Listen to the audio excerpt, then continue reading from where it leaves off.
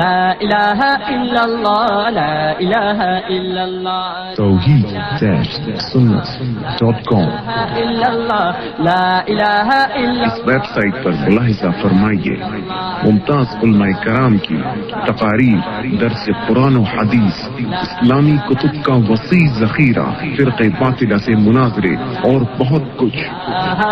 الا اللہ لا الہ الا اللہ ونشهد أن سيدنا وسندنا ونبينا وشفيعنا وهادينا ومرشدنا ومولانا محمدا عبده ورسوله أرسله بالحق بشيرا ونذيرا صلى الله تعالى عليه وعلى آله وأصحابه وأزواجه وذرياته وبارك وسلم تسليما كثيرا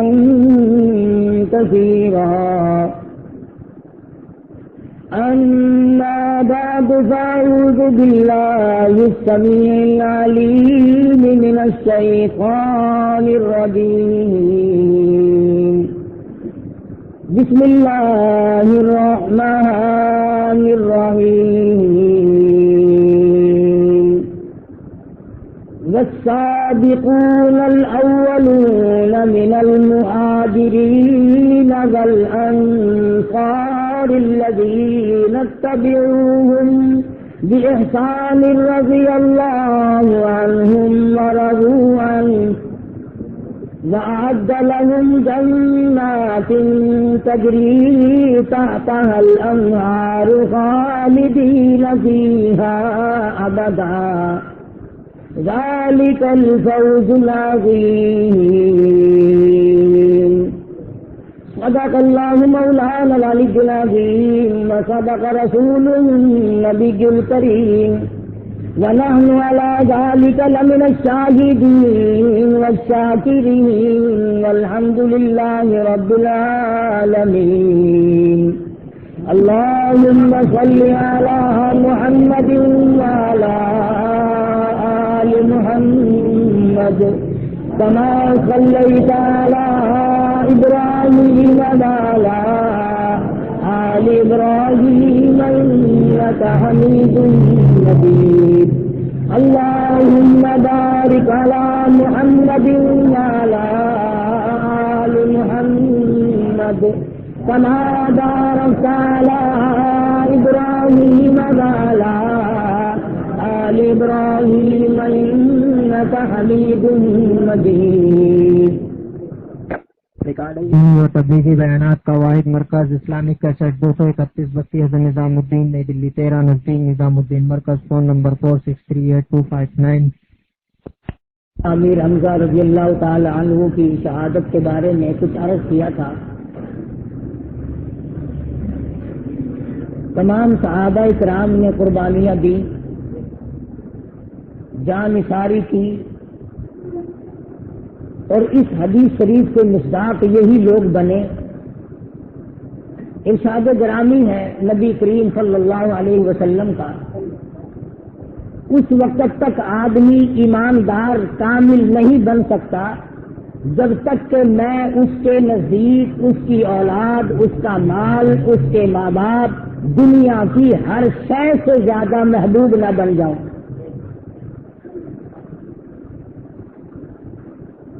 اس حدیث شریف کا مصداق صحیح معنوں میں یہی حضرات بنے۔ ان پر جو بیتی انہوں نے خندہ پیشانی کے ساتھ اسے سہا اور اس پر اجر و ثواب کی امید رکھ کر کسی پر احسان نہیں جتایا۔ کل ہی میں کتاب سن رہا تھا صحابہ کرام رضوان اللہ تعالی علیہ مجمعین کے متعلق، جب ایک چیز سامنے آئی تو حیران ہوا عبداللہ بن ام مکتوم رضی اللہ تعالی عنہ نابینا صحابی ہے نبی کریم صلی اللہ علیہ وسلم کا.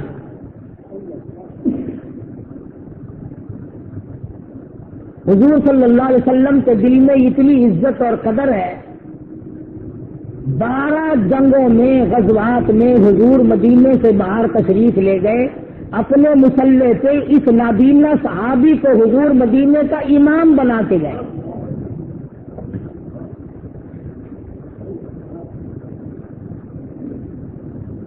اور ان کی قدر و منزلت کی بہت بڑی وجہ تھی. مکہ مکرمہ میں سرکار دو جہاں حضرت محمد الرسول اللہ صلی اللہ علیہ وسلم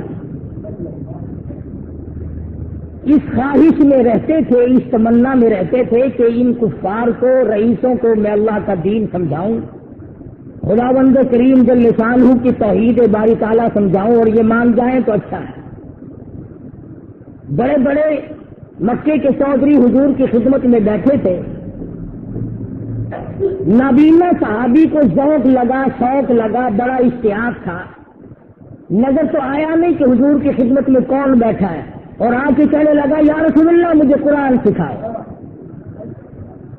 آج کا نابینا تو بھیک مانگنے آتا ہے نا, آج کا معذور اور محتاج بھیک مانگنے آتا ہے, اور یہ نبی کا صحابی ہے, معذور ہے, نابینا ہے, قرآن سیکھ لے آیا ہے.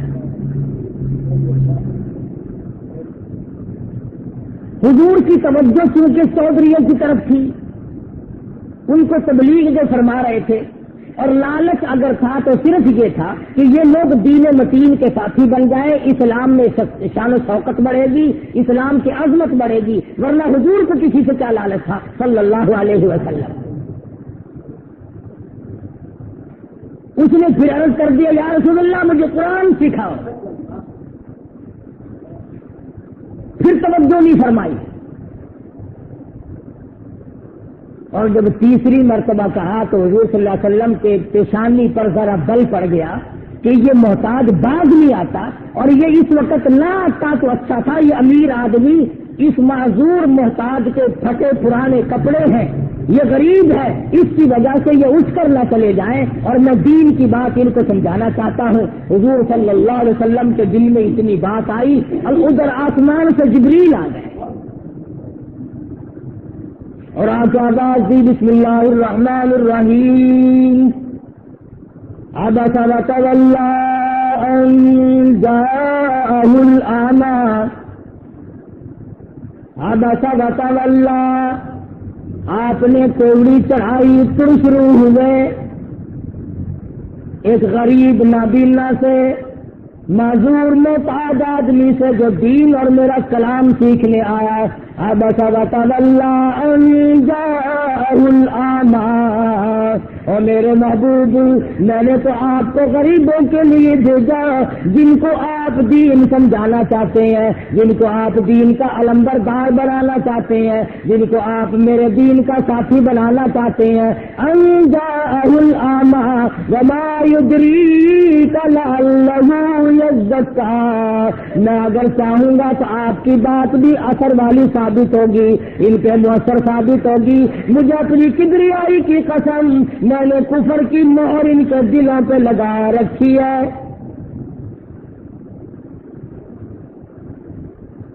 گویا امام الانبیاء محبوب کبریا حضرت محمد مصطفیٰ صلی اللہ تعالی علیہ وسلم کو ڈانٹ پڑی, اللہ کی طرف سے خطاب ہوا, اور میرے کالی کملی والے, اور میرے یہ نبی, اور میرے محبوب, آپ کو کس نے کہی یہ بات کہ امیروں کی طرف دل لگاؤ, چودھریوں کی طرف توجہ کرو, رئیسوں کی طرف توجہ کرو, اور اگر آپ کو ہدایت کا فکر لگا ہوا ہے وما یدریک لعلہ یزکی. مجھے اپنی کبریائی کی قسم, میں انہیں پاک کرنے کا ارادہ ہرگز نہیں رکھتا. او یذکر فتنفعہ الذکریٰ.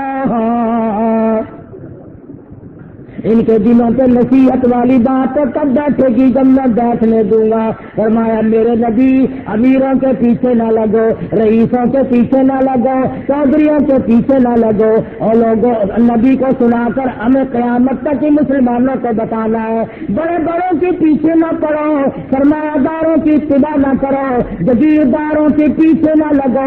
वस्बीर नफ्सा का मैं अल्लज़ीना यदूना रब्बहुम बिलगदाति वल आशी। और मेरे नबी सल्लल्लाहु अलैहि वसल्लम इन लोगों में आपने आप को बिठाए रखे, आप तशरीफ फरमा रहे, आप बैठे रहे, इन लोगों के साथ जुड़े रहे जिनके बदन पे कपड़े पूरे नहीं पर दिल में सुबह शाम मेरी याद करते हैं।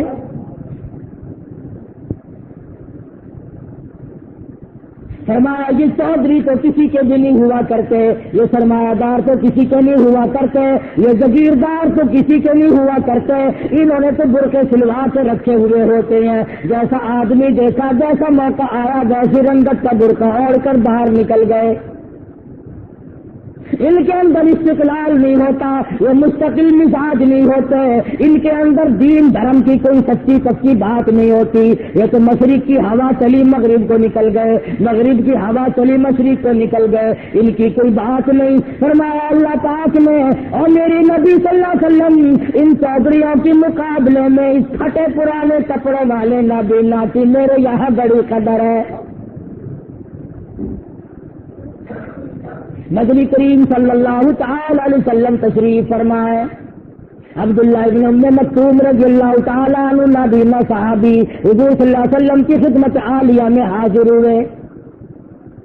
अर्ज़ किया या रसूलल्लाह मेरे माँ बाप आप पे कुर्बान हो जाएं, मैं मजबूर हूँ, मैं मोहताज हूँ, मैं नाबीना हूँ, ठोकरें लगती हैं, टकरें लगती हैं, मैं परेशान होता हूँ। क्या मुझे आप इजाजत देते हैं मैं घर में नमाज अदा कर लिया करूँ? रहमतुल्लिल आलमीन सैयदुल मुरसलीन वल आखिरीन हजरत मोहम्मद करीम सल्लल्लाहु तआला अलैहि वसल्लम की ज़ात अक़दस ने माज़ूर मोहताज देखकर इजाजत अता फरमा दी। हाँ अब्दुल्ला जाओ, तुम अपने घर में नमाज अदा कर सकते हो। अभी वो 10 कदम गए होंगे, 20 कदम हुजूर से पूछ कर वापिस हटे होंगे। जिब्रील अमीन तशरीफ ले आए और आके पैगम्बर के सामने अर्ज कर दिया, अल्लाह की पाक पैगम्बर जिनको आपने घर में नमाज इजाजत दे दी, अल्लाह पाक फरमाते हैं मुझे अपने जलाल की कसम, मुझे अपनी आबरू की कसम, मुझे अपनी इज्जत की कसम, आपने जिन लोगों को घर में नमाज की इजाजत दे दी है, मुझे अपनी किबरियाई की कसम, इन्हीं लोगों की वजह से मैं दूसरों की नमाज कबूल करता हूँ।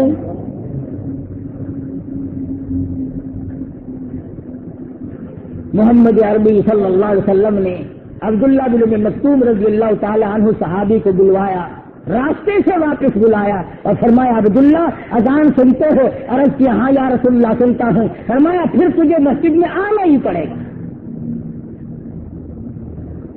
आज जो नमाजों में गफलत है, जो हम तसाहुल करते हैं, वो किसी से मख्फी और छुपा हुआ नहीं।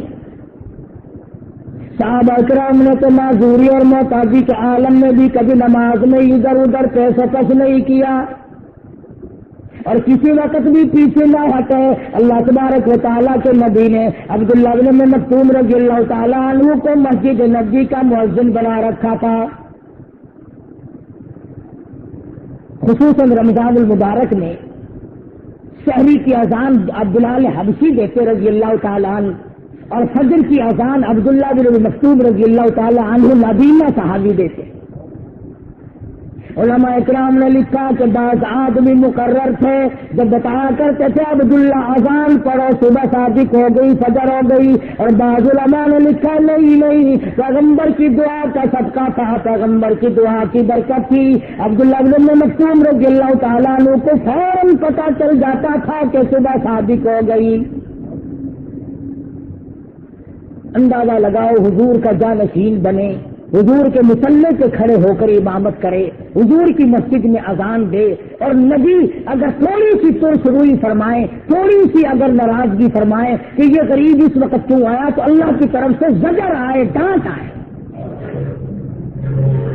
فرمایا وَاصْبِرْ نَفْسَكَ مَعَ الَّذِينَ يَدْعُونَ رَبَّهُم بِالْغَدَاةِ وَالْعَشِيِّ، ان لوگوں کے ساتھ رہا کیجیے جو صبح شام مجھے یاد کرتے ہو۔ اس بات میں آتا فرمایا نبی کریم صلی اللہ تعالی علیہ وسلم نے صبح شام کے وقت ہی سارے پرندے میری تسبیح کرتے ہیں۔ صبح سے آپ دیکھیں چڑیا، سینکڑوں قسم کے پرندے کتنا شور کرتے ہیں، کتنا ہنگامہ کرتے ہیں، اور آفتاب طلوع اور تھوڑا سا اونچا ہوا تو یہ خاموش ہو جاتے ہیں۔ کیا وجہ ہے؟ خدا بند کریم کی الگ صبح اٹھ کر کے یاد کرتے ہیں، مناجات کرتے ہیں، تسبیح تحلیل کرتے ہیں۔ حضور صلی اللہ علیہ وسلم نے ارشاد فرمایا درخت کا پتا پتا، جانور کا ایک ایک انگ، ایک ایک روم کا میری تسبیح بیان کرتا ہے۔ اللہ پاک کا نام لیتا ہے ہر پرندہ، ہر پرندہ، کوئی بھی جانور خدا بند عالم کا نام لیتا ہے۔ اسی طرح سے شام کے وقت جب غروب آفتاب کے وقت دیکھیں، جیسے سورج چھپنے کے قریب آئے گا جانور پرندے شور مچا دیں گے، اللہ کا نام لیتے لیتے ایک ہنگامہ کرتے ہیں۔ ہم مسلمان ہیں، ہماری صبح کی ابتدا گانے بجانے سے ہوتی ہے، شام کو دن بھی چھپتا ہے تو گا بجا رہے ہیں، صبح کو جب دن نکلتا ہے اس وقت بھی گانے بجانے میں مشغول ہے یا سو رہے ہیں۔ مسلمان جب صبح کو اٹھتا ہے تو سب سے پہلے تو اس کے اپنے لوازمات اتنے کہ وہ ختم نہیں ہوتے۔ صحابہ کرام رضوان اللہ تعالی علیہم اجمعین فرماتے ہیں کہ اگر صبح کی جماعت میں کوئی آدمی نہ آتا ہم یہ سمجھا کرتے تھے کہ وہ تو بالکل منافق ہوگا۔ آج مسلمان کہاں جا پہنچا؟ حالانکہ حضور صلی اللہ علیہ وسلم نے جن صحابہ کے ذمے کی بات نہیں لگائی تھی وہ بھی یہ لوگ کر گزرتے تھے۔ بارہا حضور کی خدمت میں جب بھی جنگ کا اعلان ہوتا، جب بھی کسی جہاد کا اعلان ہوتا، عبداللہ بن مکتوم رضی اللہ تعالیٰ عنہ اپنے آپ کو پیش کرتے، حضور فرماتے ہیں آپ کیا کریں گے؟ تم تو دیکھتے نہیں ہو، تمہیں کیا جنگ کا پتہ چلے گا؟ علماء نے لکھا جب حضور واپس کرتے صحابی مسجد میں آ کے بیٹھ کے رویا کرتا تھا، اور میرے مالک میری آنکھیں نہیں ہے ورنہ میں بھی تیرے دین کے لیے تلوار چلاتا، رویا کرتا تھا صحابی۔ بالآخر حضور اکرم صلی اللہ تعالی علیہ وسلم کی وفات شریف کے بعد ابوبکر صدیق رضی اللہ تعالیٰ عنہ کے زمانے میں زندہ رہے، فاروق اعظم کے زمانے میں جنگ کے قادسیہ کی تیاری ہو رہی ہے، عبداللہ بن مکتوم رضی اللہ تعالیٰ عنہ صحابیہ کے اڑ گئے اور عرض کرنے لگا امیر المومنین مجھے جذبہ جہاد کا بڑا شوق ہے، اور فرمانے لگا فاروق تم جانتے ہو میں تلوار چلانے کے قابل نہیں، میں حملہ روکنے کے قابل نہیں، میں حملہ کرنے کے قابل نہیں، میں جنگ میں جا کے کیا کروں گا، مگر امیر المومنین میرا تو جی چاہتا ہے کسی طریقے سے بھی ہو اللہ کی راہ میں میرے ٹکڑے ہو جائے۔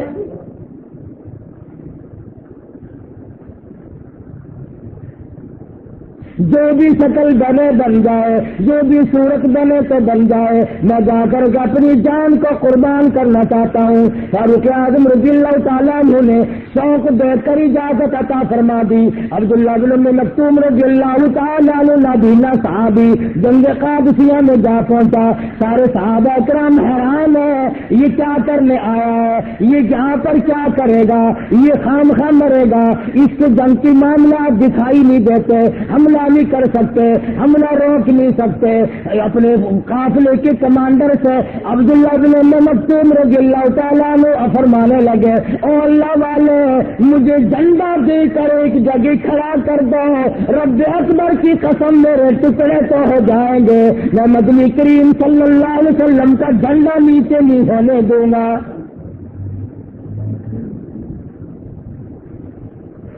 صحابہ نے اس نابینا صحابی کے ہاتھ میں جھنڈا دے دیا۔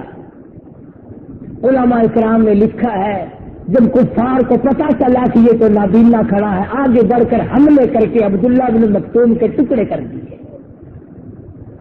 یہ ہے دل کی بات، یہ ہے نیت کی بات۔ آج ہماری نیتیں خراب ہو گئی، آج ہمارے احساسات بگڑ گئے، آج ہمارے خیالات برباد ہو گئے، اس لیے کسی بات کا کوئی نتیجہ برآمد نہیں ہے۔ ورنہ کوئی وجہ ہے کہ وہ لوگ اس قدر کامیاب ہو اور ہم بالکل پیچھے چلتے چلے جائیں۔ اسی طرح سے نبی کریم صلی اللہ تعالی علیہ وسلم کا بہت غریب صحابی سیدنا بلال حبشی رضی اللہ تعالیٰ عنہ ہے۔ حضور صلی اللہ تعالی علیہ وسلم بار بار فرمایا کرتے تھے، 4 آدمیوں نے اسلام کے لیے سب سے زیادہ دکھ اٹھائے، بہت بڑی مصیبت اٹھائی۔ فرمایا کرتے تھے، میں نبی کریم صلی اللہ علیہ وسلم کو اتنا دکھ اٹھانے پڑے، آج سے پہلے اتنے دکھ کسی نے نہیں اٹھائے۔ صحابہ کہتے ہیں حضور کی آنکھوں میں آنسو آ جایا کرتے تھے۔ حضور فرمایا کرتے تھے، لوگوں اللہ کی راہ میں جتنا مجھے ستایا گیا اتنا کسی کو نہیں ستایا گیا۔ فرمایا میری بات، سہیل رومی کو بہت دکھ دیے گئے، سلمان فارسی رضی اللہ تعالیٰ عنہ کو بڑا ستایا گیا۔ فرمایا بلال حبشی رضی اللہ تعالیٰ عنہ کو بڑے دکھ پہنچائے گئے۔ کئی حدیث شریف میں آیا یہ واقعہ کہ حضور صلی اللہ علیہ وسلم نے بلال کو اپنے ساتھ ملایا ہے دکھ درد سہنے اور مصیبت اٹھانے کے سلسلے میں۔ حبش کے باشندے ہیں، ربا والد کا نام ہے، مکے میں ایک عورت کے غلام ہے، اس نے امیہ بن خلف کے حوالے کر رکھا تھا۔ ادھر امام الانبیاء محبوب کبریا حضرت محمد مصطفیٰ صلی اللہ تعالی علیہ وسلم نے اعلان نبوت فرمایا، توحید کا پرچم لہرایا، اللہ کے نام کو بلند کرنا شروع فرمایا۔ ادھر بلال نے کلمہ پکار دیا۔ علماء کرام نے لکھا ہے سیدنا بلال حبشی رضی اللہ تعالیٰ عنہ کا مالک امیہ بن خلف اتنا متشدد قسم کا کافر تھا، لوہے کی زرہ پہنا کر تپتی ہوئی دھوپ میں لٹا دیتا۔ گرم گرم لوہے کی زرہ پہنی ہوئی ہے، وہ تپی ہوئی ہے، پسینے تو کیا بدن کی کھال جل رہی ہے، اور سامنے کھڑا ہو کر کے کہتا ہے بلال باز آ جاؤ، اللہ کی توحید کو ترک کر دے، امام الانبیاء صلی اللہ علیہ وسلم کی نبوت کو ماننے کا ارادہ ترک کر دے، میں تجھے چھوڑ دوں گا۔ لیکن بلال ہر بات کے جواب میں فرماتے اللہ احد، وہ ایک ہے، میں کئی کس طرح بنا۔ آج میرے تیرے کلمہ پڑھنے کا کیا کمال ہے، آج تو سارا جہان مسلمان بنا پھرتا ہے، آج تو سارے لوگ جنت کے ٹھیکیدار بنے پھرتے ہیں، آج تو بھینس کی کنجیاں ہم لوگ جیل میں لیے پھرتے ہیں، مگر خدا کی قسم بلال نے اسلام کا اظہار کیا، ادھر مصیبتوں کے پہاڑ ٹوٹ پڑے۔ گرم گرم ریت پہ لٹاتا ہے، سینے پہ پتھر کی چٹان رکھ دیتا ہے، یہاں سے آہد آہد کی آواز بلند ہوتی ہے۔ علماء کرام نے لکھا ہے مکی کی بڑے بڑے نامور چادری شام کو آتے اور بلال حبشی رضی اللہ تعالیٰ عنہ کے ہاتھ پاؤں باندھ کر پوری طاقت سے کوڑے مارے جاتے تھے۔ حضرت بلال رضی اللہ تعالیٰ عنہ فرماتے ہیں کہ میرے گلے میں رسی ڈال کر مکی کی لوگ کے مجھے گلیوں میں گھسیٹے پھرا کرتے تھے، میری کمر کا چمڑا ادھڑ گیا۔ کلمہ 3 حضرات کا پڑھنا تھا، ان لوگوں کا اللہ تبارک و تعالیٰ کو ماننا تھا، امام الانبیاء صلی اللہ علیہ وسلم کے ساتھ رہ کر کے دکھ اٹھائے، ان پریشانیوں کے ساتھ مل کر اپنی زندگی بسر فرمائی۔ ایک ایک وقت میں کئی کئی مارنے والے ہوتے تھے اور یہ تکلیف اٹھانے والا اکلا بلال ہوا کرتا تھا۔ سارے کہتے ہیں اگر ہم اتنی جانور کو مار دیتے وہ مر جاتا۔ سیدنا ابو بکر صدیق رضی اللہ تعالیٰ عنہ فرماتے ہیں میں ایک دن جب ادھر سے گزرا، میں نے یہ خود بلال حبشی رضی اللہ تعالیٰ عنہ کی حالت دیکھی، سینے پہ بہت بڑی پتھر کی چٹان ہے، کمر کے نیچے دہکتے ہوئے کولے اور شعلے ہیں، اور ایک بالش کے برابر زبان باہر لٹکی ہوئی ہے، ایک بالش زبان باہر لٹکی ہوئی ہے۔ ابو بکر صدیق رضی اللہ تعالیٰ عنہ فرماتے ہیں میں نے کہا نامار خدا کا بندہ ہے، امیہ ابن خلف کہنے لگا تو نے اس کو بگاڑ رکھا ہے، یہ خدا کو ماننے والا بنتا ہے، میں اس کو ماننے کا مزہ چکھاؤں گا۔ جب اس نے یہ بات کہی تو مزہ چکھاؤں گا، بلال حبشی رضی اللہ تعالیٰ عنہ کا ایمان جوش میں آ گیا۔ ادھر زبان باہر لٹکی ہوئی ہے، ادھر سینے پہ پتھر کی بہت بڑی چٹان ہے، ادھر کمر کے نیچے دہکتے ہوئے کولے اور شعلے ہیں، ادھر سارے مکے کے بڑے بڑے رئیس مل کر کے رگ رگ میں کانٹے سے بھو رہے ہیں۔ امیہ کہنے لگا آج تجھے مزہ چکھاؤں گا، آج یا تو مر جائے گا اور یا اللہ کو ماننے کا ارادہ ترک کر دے گا، اللہ کی توحید کو چھوڑ دے گا۔ بلال حبشی رضی اللہ تعالیٰ عنہ کو یقین ہو چلا اب تو یہ میرا آخری وقت آ گیا، اب میں زبان نکال بیٹھا ہوں، اب تو میری حالت بری ہو گئی ہے، اب برداشت کی طاقت نہیں رہی، اب یقین ہو چلا میرا آخری وقت ہے۔ بس اللہ کی حضور میں التجا کر دی، اے خدا خالق کا نام کہاں، اے خدا سر قلب سر جہاں، اور میرے پروردگار میرے دل کی کیفیت کو تو ہی جانتا ہے، تو زمین و آسمان کا مالک ہے، تو قطرے قطرے کا مالک ہے، تو ذرے ذرے کا مالک ہے، تو ایک ایک پتے پتے کا مالک ہے، اور میرے معبود تو جانتا ہے کہ نام کی وجہ سے میں کتنے دنوں سے مہر کھا رہا ہوں، اور میری محبوب میں اپنے قدم کو ڈگمگانے نہیں دوں گا، میں پھسلنے نہیں دوں گا، ساری عمر میری اسی طرح مصیبت میں کٹ جائے، میری پریشانی میں کٹ جائے، میں گھبرانے والا نہیں، اللہ کی توحید کو نہیں چھوڑوں گا، نبی کریم صلی اللہ تعالی علیہ وسلم کا دامن نہیں چھوڑوں گا۔ اور اعلان کر دیا اور فرماتے ہیں جو تیری مرضی ہو وہ کر میرا حال، اس میں ثابت قدم ہوگا بلال۔ اور میرے پروردگار میں تیرے امتحان میں تیری مہربانی سے پورا اتروں گا، تیری آزمائش میں پورا اتروں گا، میرا جو حال بھی بنے وہ بن جائے، مجھے اس کی کوئی پرواہ نہیں۔ اور کہتا ہر سوم کہا چب گئے، اور جس طرح ہو سکی جائیں دے مجھے کانٹوں کی پرواہ نہیں، میری رگ رگ میں کانٹے چبھ گئے، میرے سینے پہ پتھر کی چٹان ہے، میں زبان سے بول نہیں سکتا، تو میرے دل کی دھڑکنوں سے واقف ہے، اور میرے پروردگار کریم فرما، میرا ایمان مضبوط فرما، میں بالکل بھی اس مصیبت سے گھبرانے والا نہیں۔ کتنا مضبوط ایمان ہے۔ آج لوگ صحابہ کرام کے بارے میں بیٹھ کر کے گلے کرتے ہیں، شکوے کرتے ہیں، گالیاں دیتے ہیں، خدا کی قسم نبی کریم صلی اللہ تعالی علیہ وسلم کے سامنے ان لوگوں نے حضور کی وجہ سے توڑے کھائے، مار کھائی، چمڑے ادھیڑ دیے گئے۔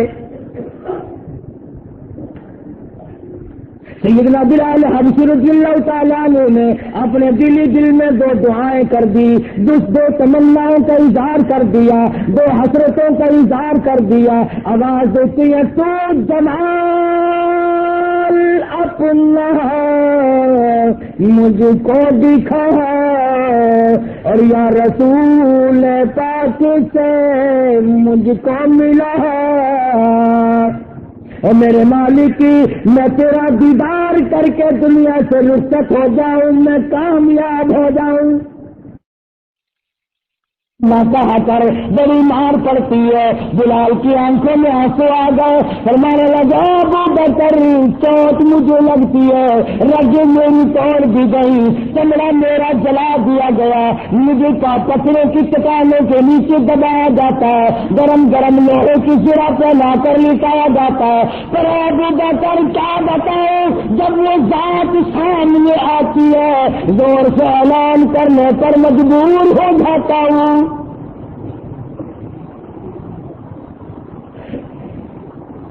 سیدنا بلال حبشی رضی اللہ تعالیٰ عنہ کے اللہ پاک نے دعا قبول فرما لی، نبی کریم صلی اللہ تعالی علیہ وسلم سے ملاقات کا ذریعہ بنا دیا۔ ایک دن مار رہا تھا، گردن پہ پاؤں رکھ کر کے دبایا ہوا ہے۔ اور مسلمانوں کبھی تو سوچا کرو کہ صحابہ کرام کو کتنی مار کھانی پڑی، اس پر بھی صبر نہیں آیا کہ سینے پہ اتنا بڑا پتھر رکھا ہوا ہے، نیچے دبایا ہوا ہے، جب احد کی رت لگائی، انگلیاں نے آگے بڑھ کر بلال کی گردن پہ پاؤں رکھ کر سارا وزن دے دیا۔ بلال کی آنکھ سے باہر نکل آئے۔ صدیق اکبر رضی اللہ تعالی عنہ نے جب دیکھا، فرمایا ظالم نہ مار، خدا کا بندہ کافی سے خرید لے۔ صدیق اکبر نے فرمایا ہاں میں خرید لے آیا۔ غلام کے بدلے میں غلام دیا، روپیہ دے دیا۔ سیدنا بلال رضی اللہ تعالی عنہ نے وہاں سے نکل کر صدیق اکبر نے آزاد فرما دیا۔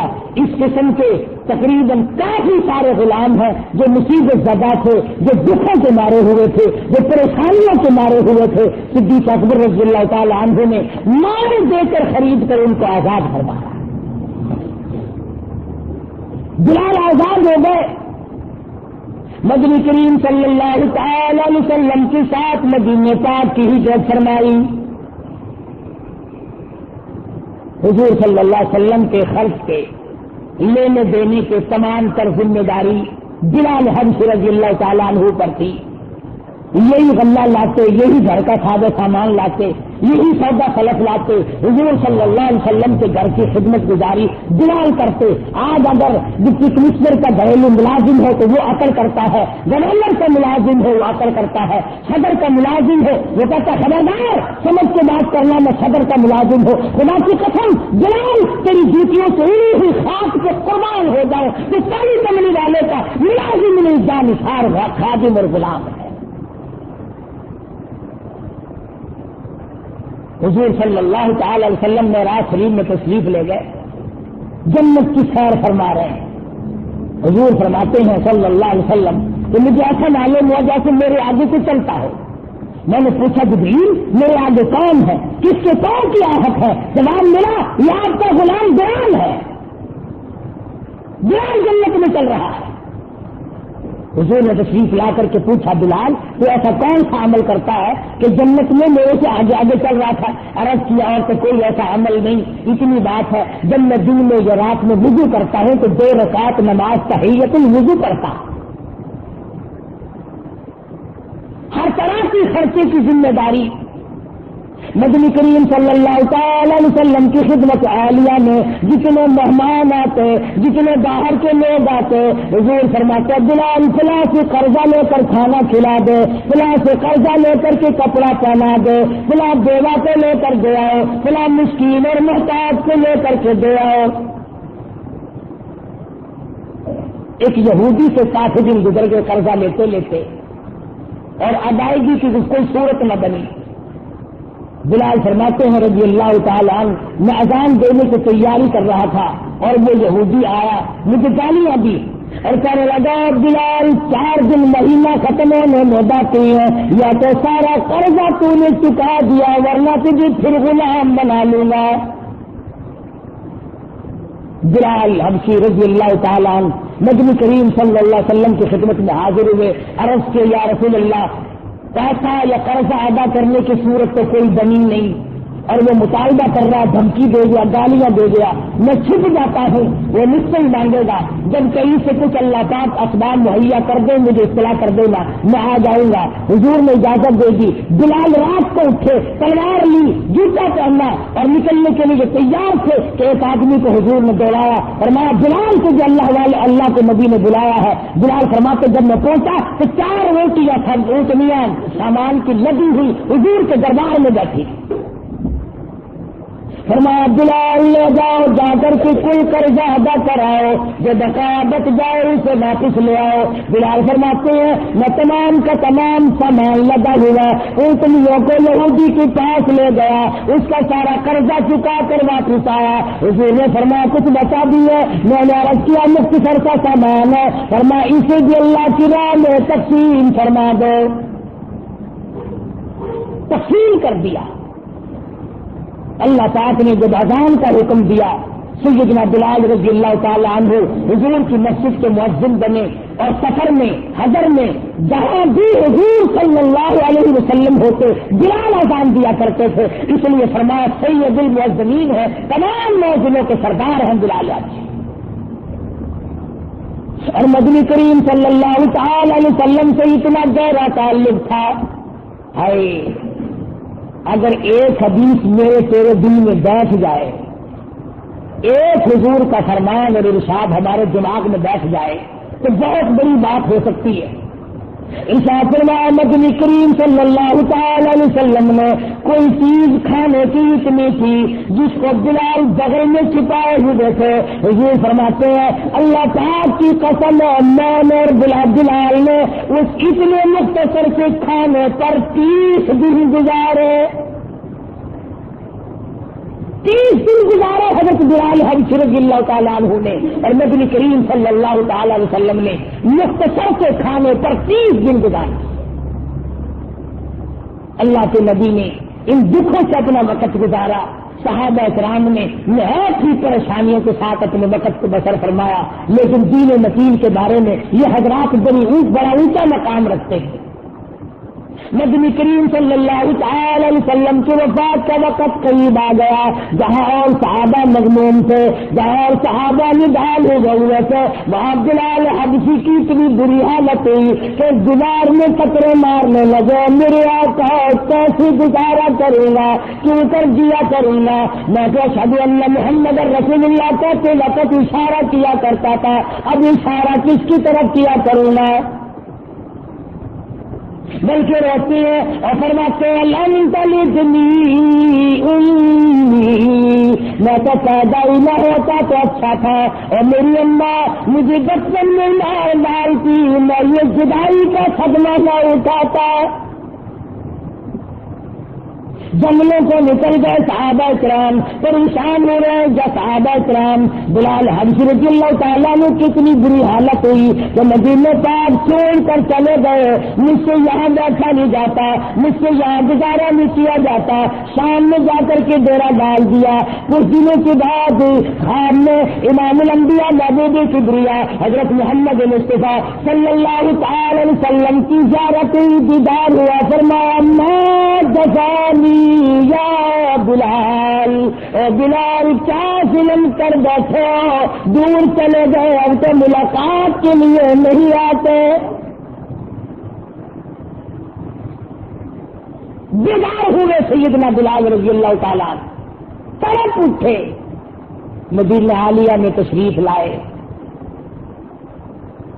آستانے میں پر پہنچے، حسنین کریمین رضی اللہ تعالی عنہما کو پتہ چلا، دوڑے دوڑے آئے، فرمائش کی کہ اذان دے دو، اذان دو۔ علماء کرام نے لکھا بلال کی فرمائش پر بلال حبشی نے اذان دینی شروع کی، سارا مدینہ باہر نکلا اور عورت مرد روتے ہوئے چلے آ رہی ہے، حضور کے زمانے کی اذان آ گئی، چلو شاید زیارت نصیب ہو جائے۔ علماء نے لکھا ہے کہ حضور صلی اللہ علیہ وسلم کی وفات کے بعد مدینے میں مرد عورت جتنے آگ روئے اتنے کئی میں روئے تھے، بلال اذان دیتے دیتے بے ہوش ہو گئے۔ پھر چلے گئے اور امیر المومنین سیدنا فاروق اعظم رضی اللہ تعالیٰ عنہ سے اجازت لی کہ میں اب بقایا زندگی جہاد میں گزارنا چاہتا ہوں، اللہ کی راہ میں جنگ کرنے میں گزارتا ہوں، اب میں تلوار لے کر دین حق کو غالب کراتے کراتے میں چاہتا ہوں کہ میرے ٹکڑے ہو جائیں۔ والسابقون الأولون من المهاجرين والأنصار والذين اتبعوهم بإحسان رضي الله عنهم ورضوا عنه۔ اللہ میاں نے فرما دیا یہ صادقین الاولین، یہ پہلے ایمان لانے والے ہیں جن کے چمڑے اجڑ گئے، جن کو مکے کی گلیوں میں گھسیٹا گیا، جن کو بڑی مار پڑی، بدر میں شریک ہوئے، حنین میں شریک ہوئے، ہر جنگ میں بلال حبشی رضی اللہ تعالیٰ عنہ موجود تھے۔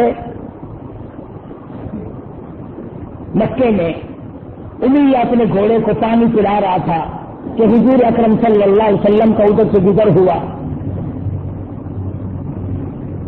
حضور نے فرمایا کیا کر رہا ہے؟ کہنے لگا گھوڑے کو تکڑا کر رہا ہوں، اس پہ چڑھ کر نعوذ باللہ تجھے قتل کروں گا، اس پہ چڑھ کر تجھے قتل کروں گا۔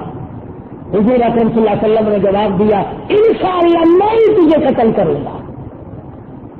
چنانچہ کہتے ہیں بدر کے میدان میں جانا نہیں چاہتا تھا، ابو جہل بڑی مشکل سے آر دلا دلا کر دوپٹہ سر پہ ڈالا، چوڑیاں لے کر آیا، بزدل ہو کے یہاں بیٹھ جا، بڑی مشکل سے آیا اور نبی کریم صلی اللہ علیہ وسلم کے جب قریب پہنچا تو حضور نے ذرا سی قمچی لے کر چھڑی لے کر کمر کو لگا دی۔ علماء نے لکھا ہے کہ اتنا چیختا تھا، اتنا رینگتا تھا جیسے گلا بولتا ہے۔ مکی کے کافروں نے کہا کمینے اتنا چیختا ہے، لوگ کٹے پڑے تجھے تو ذرا ایسی خراش ہے۔ ہائے کافر کے منہ سے میرے آقا مولا حضرت محمد الرسول اللہ صلی اللہ علیہ وسلم کے بارے میں کیا الفاظ نکلتے ہیں۔ امیہ بن خلف کہتا مکے والوں مجھے شرم نہ دلاؤ، مجھے آر نہ دلاؤ، میرے زخموں پہ نمک نہ چھڑکو، ٹھیک ہے اوروں کی باتیں کٹے ہوں گے، کسی کی گردن کٹی پڑی ہے، کسی کی کان کٹی پڑی ہے، مگر تمہیں یہ بھی معلوم ہے کسی کو صدیق نے مارا، کسی کو فاروق نے مارا، کسی کو طلحہ سے دھار نے مارا، کسی کو ابو عبیدہ بن جراح نے مارا، کسی کو عثمان نے مارا، تمہیں معلوم دیا مجھے امام الانبیاء نے مارا۔ مجھے اتنی تکلیف ہے، اگر میری تکلیف کو پورے عرب سے تقسیم کر دیا جائے کہتا لات اور عزا کی قسم سارے مر جائیں۔ حضرت بلال حبشی رضی اللہ تعالیٰ عنہ نے دیکھا میدان جنگ سے بھاگ رہا ہے، فرمایا جائے گا کہاں؟ یاد ہے میرے مکے میں تیرا گلا گھونٹنا، وہ جو پتھر رکھا کرتا تھا جائے گا کہاں؟ آگے بڑھ کر بلال نے امیہ کو قتل کر دیا۔ کیا یہ کر رہا تھا کہ ان حضرات نے کام کیا ہے، ہم زبانی لپ لپی سارے کرتے ہیں، کام کرنے والے لوگ مر گئے۔ قرآن کریم نے ان لوگوں کی تعریف کی جو صادقین اولین مہاجرین انصار میں سے ہے، یہ ان کی اتباع کرنے والے فرمایا رضی اللہ عنہم ورضوا عنہ۔ اللہ فرماتے ہیں مہاجرین میں سے انصار میں سے ہو، یہ ان کی تابع داری غلامی کرنے والے لوگ ہیں۔ اللہ فرماتے ہیں میں ان سے راضی و مجھ سے راضی، وَأَعَدَّ لَهُمْ جَنَّاتٍ تَجْرِي تَحْتَهَا الْأَنْهَارُ خَالِدِينَ فِيهَا أَبَدًا۔ میں نے تیار کر رکھی ہے جنت ان لوگوں کے لیے جس کے نیچے نہریں جاری ہیں اور ہمیشہ یہ لوگ اس میں رہیں گے۔ فرمایا ذَلِكَ الْفَوْزُ الْعَظِيمُ، یہ سب سے بڑی ان لوگوں کی کامیابی ہے۔ قرآن کریم نے صحابہ کرام کی تعریف کی، صادقین میں سے بتایا، افضلین میں سے بتایا، مہاجرین اور انصار میں سے بتایا، اور اپنی رضامندی کا تمغہ صحابہ کرام کے سر پہ اڑا دیا۔ فرمایا لوگوں تم اپنا فکر کرو، اپنی بات کرو، تم میرے نبی کریم صلی اللہ علیہ وسلم کے یار اور جانشاروں کی بات نہ کرو، رضی اللہ عنہم ورضوا عنہ، یہ مجھ سے راضی ہے میں ان سے راضی ہو گیا، تم ان کو کچھ نہ کرو۔ بعض لوگ اپنی سیاہ بختی کے مارے ہوئے، مصیبتوں کے مارے ہوئے جب تک صحابہ کرام کا گلہ نہ کر لیں اس وقت تک ان کی عبادت مکمل نہیں ہوتی۔ یہ بھی کوئی مذہب ہے؟ یہ بھی کوئی دین ہے؟ شکوہ کرنا، گلا کرنا اور اس کو عبادت سمجھنا؟ دنیا کا کوئی مذہب ایسا نہیں جس میں گالیاں دینا عبادت سمجھا جاتا ہے۔ آج دنیا دار لوگ، خواہش پسند لوگ اہل بیت کی آڑ لے کر، حضرت علی رضی اللہ تعالیٰ عنہ کی محبت کی آڑ لے کر، ورنہ علی رضی اللہ تعالیٰ عنہ والی بات ان کے پلے کون سی ہے؟ علی مرتضیٰ نے کبھی ایک نماز قضا نہیں کی، انشاءاللہ انہوں نے پڑھی کبھی نہیں۔ حضرت علی رضی اللہ تعالیٰ عنہ نے نشے والی چیز کو کبھی ہاتھ نہیں لگایا اور یہاں دورے کا دورہ بھنگ کر آ جاتے ہیں۔ انہوں نے کبھی بھی نبی پاک صلی اللہ علیہ وسلم کی فرمانی سے سرکاری نہیں کی اور یہاں بالکل مخالفت ہے۔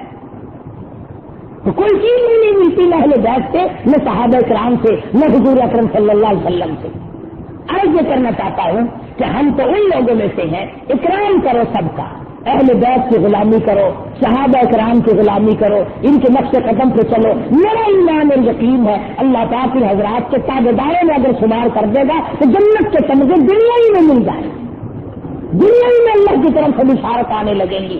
اور یہ بات سامنے آ جائے گی، وہ دل ہی کیا ہے، یہ دل ہی کیا ہے کہ جس دل میں دل نہ ہو، اور یہ دل ہی کیا ہے کہ جس دل میں دل نہ ہو۔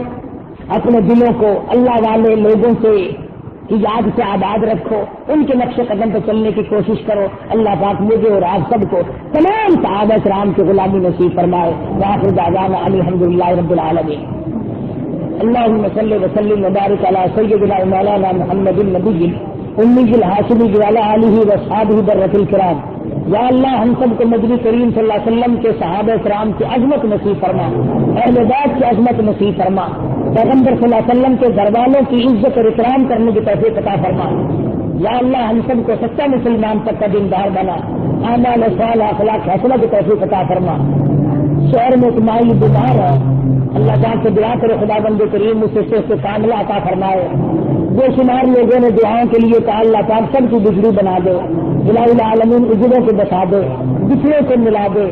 یا اللہ سمر دور سے کی پریشانیوں کو دور فرما، الہی ان کے دل کی تمناؤں کو پورا فرما دے، ان کے دل کی دنیا کو خوشیوں سے آباد فرما دے۔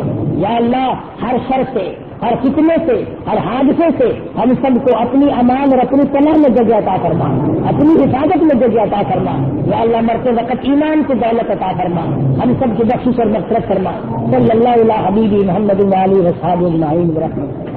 ایمان کی تازگی اور دینی معلومات کے اضافے کے لیے بہترین کوالٹی کی شاندار audio cassette, Islamic audio cassette, سبھی طرح کے نعت، تقریر، قرات اور استماعت کے ہوئے بیانات کے شاندار audio cassette, Islamic audio cassette خریدنے کے لیے اسلامک آڈیو کیسٹ سینٹر 231 بستی نظام الدین، نئی دلی 13